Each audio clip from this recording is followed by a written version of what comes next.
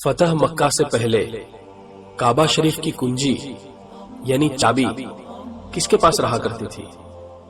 اور آپ کے آپشن ہیں: اے اسامہ بن زید رضی اللہ عنہ، بی عثمان بن طلحہ رضی اللہ عنہ، سی مصعب ابن عمیر رضی اللہ عنہ، ڈی زید بن حارثہ رضی اللہ عنہ۔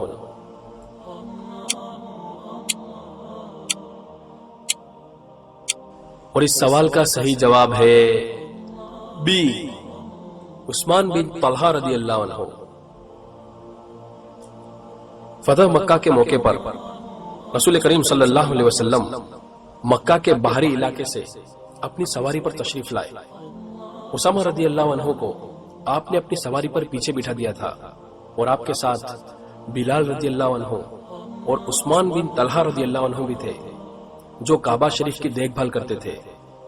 آپ صلی اللہ علیہ وسلم نے مسجد الحرام میں اپنی سواری بٹھا دی اور عثمان بن طلحہ رضی اللہ عنہ سے کہا کہ بیت اللہ کی کنجی لاؤ، یعنی اس کی چابی لاؤ۔